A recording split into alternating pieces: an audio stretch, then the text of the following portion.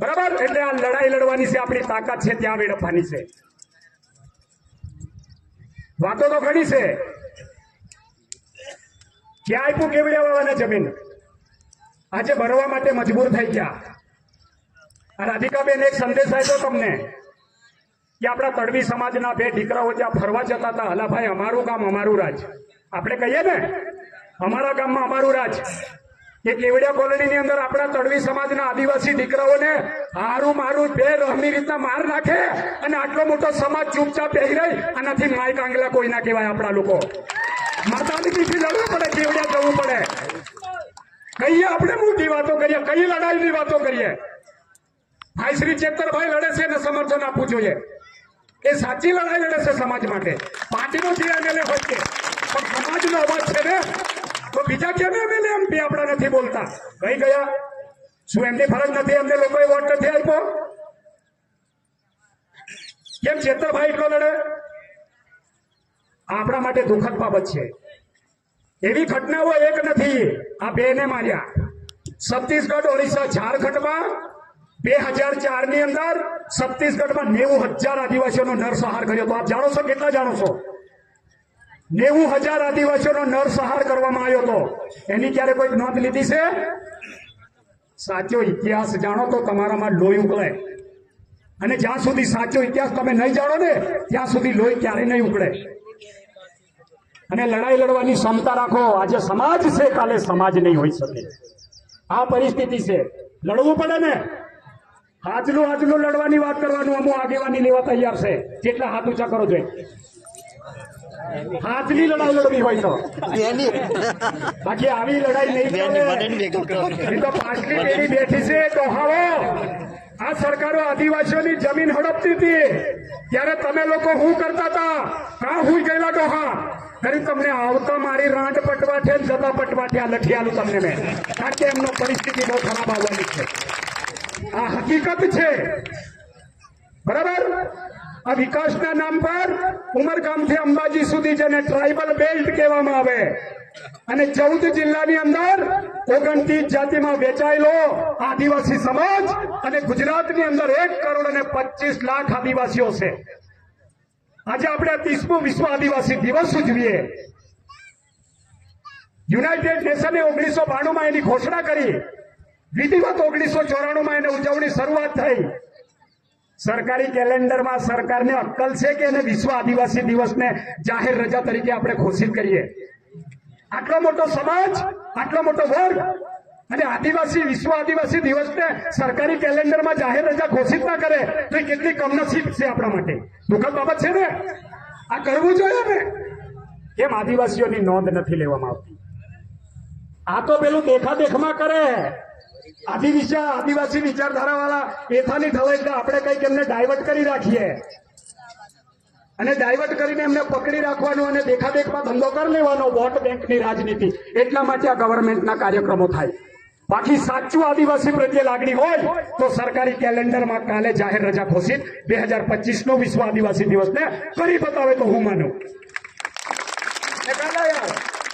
એમને કા લોકોના રૂપિયા વાપરવાના? ટ્રાઇબલનું બજેટ જ ફાળવવાનું ને.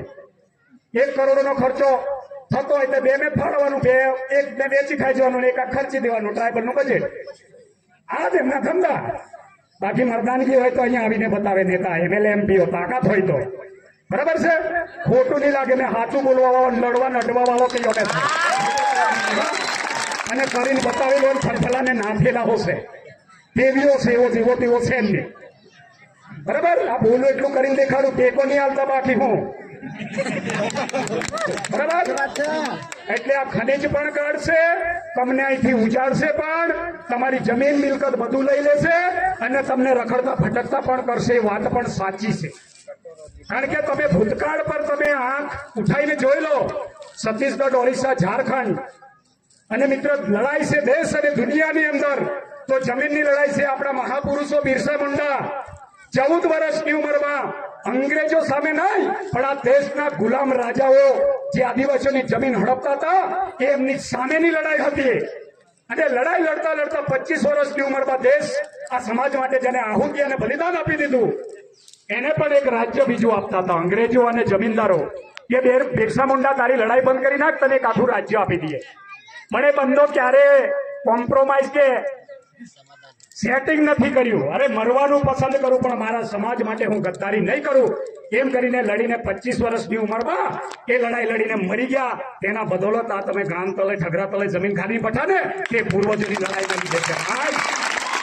આ બધા નેતાઓને બધા સંગઠનો વાળા સેટિંગ કરે એવું એવી સેટિંગ કરી લેવા હોય તો મારી રાંટ આજે રાજો હો તેના વંશ પાછળ જીતા ખરા. આ હકીકત છે. એટલે સેટિંગ હેટિંગ નહીં, લડાઈ લડવાની તાકાત રાખો. જેટલી મૂસો ચડાવો છો ને મૂસમાં તાકાત રાખો, બરાબર. બાકી અમે નહીં સમેલ હો.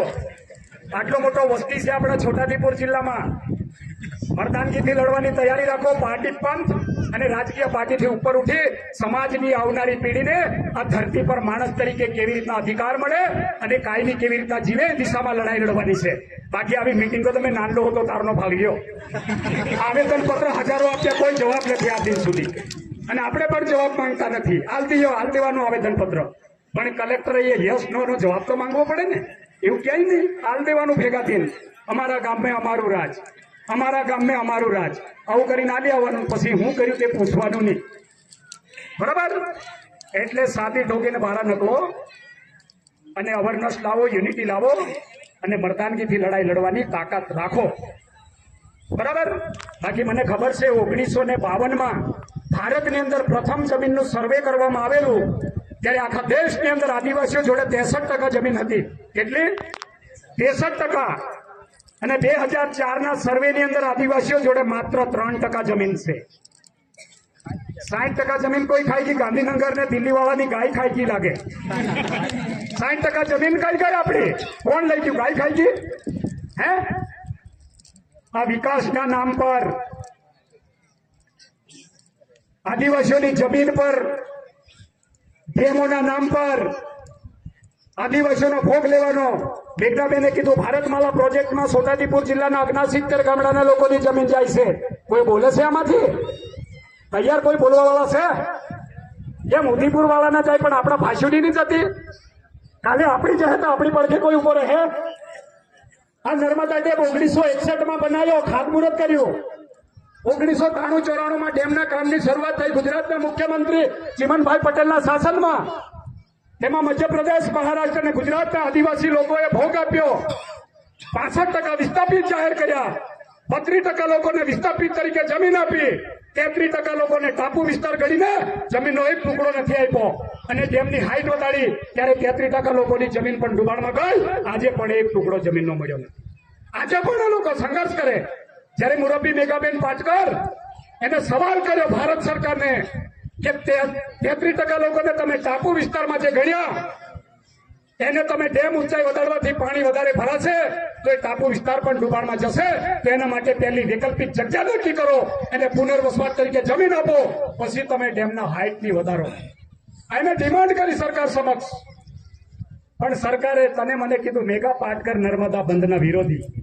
આપણા માણસોને કીધું નર્મદા બંધના વિરોધી, એટલે આવ્યો પેલા ને પેલો પેલા ને આપણા વાળા આપણા નેતાને બદનામ કરી નાખ્યું. આ પરિસ્થિતિ છે.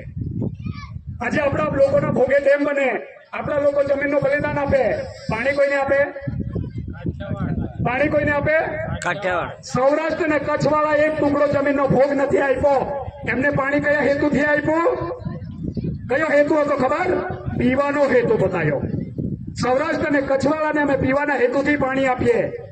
અને આપ સૌ જાણો છો અત્યારે શું થાય છે ત્યાં? ઇરિગેશન સિંચાઈમાં પાણી વપરાય.